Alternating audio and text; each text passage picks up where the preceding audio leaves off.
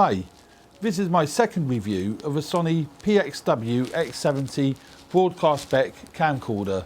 I've now had a chance to use it quite extensively, and I am pleased to say the results it produces are absolutely stunning, and I'm chuffed to bits with it.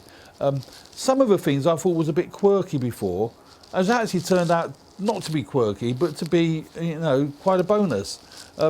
One of them is the flip out screen. I did wonder whether that would be a pain, because what it does, when you open it, it turns the camera on. I did think at first that's going to be a real pain, but it isn't. When you're out doing run and gun stuff, for example, I was filming a festival and moving locations, it was much easier just to close the screen, save it getting damaged, and then open it when you get to the next scene. You don't have to worry about turning the camera on because it powers itself on. I found that very useful. Also, with the detachable handle, that's incredibly useful for a number of reasons. If you want a more compact camera and you're not concerned about professional audio and XLR inputs, being able to take the handle off gives you an incredibly compact consumer style camcorder.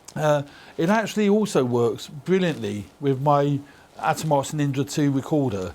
Now, when I use the Ninja with my NX5, it wouldn't stop and start the recorder. I had to do that manually. That was a bit of a pain, really, to be honest. But no, with this camera, the HDMI output triggers the recorder as well. So that again is could be a very useful feature. The latest version of Final Cut Pro 10, 10.2.1, works perfectly with Sony XAVC files, importing them directly from the memory card. As you can see here, these files have all come straight off a memory card, XAVC long op, and they come straight into Final Cut Pro 10 without any problem whatsoever, and absolutely fine for editing.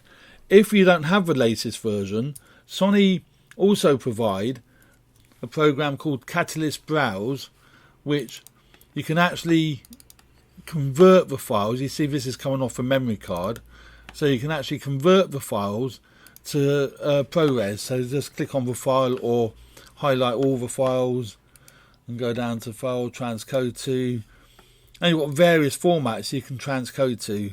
I would use normally ProRes and then select ProRes, select the highest quality ProRes HQ 1920 by 1080, and then click on Export.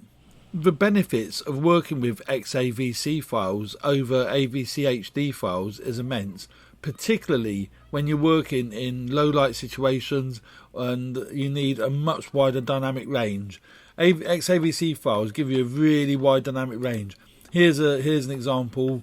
If I just add the drop in color correction, go to color correction,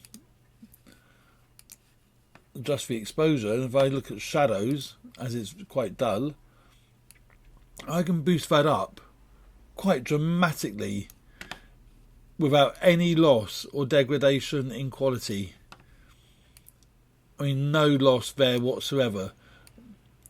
As you can see, that would only be possible using XAVC files or something of that nature. ProRes 422 HQ files will be the same.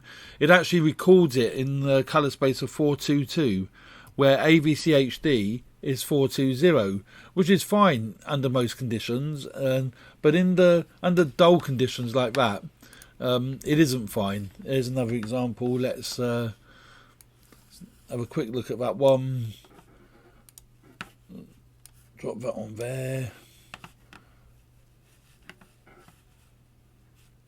Click on shadows. And it's not creating any grain, it's not creating any noise. It's still extremely good. For the workflow, or for my workflow, that is tremendous. And it means now I can always film in the highest quality without having to film in AVC HD, which, by the way, it does do. Another great feature of the Sony PXW X70 is that it's able to record slow motion at 50 frames per second in camera in HD.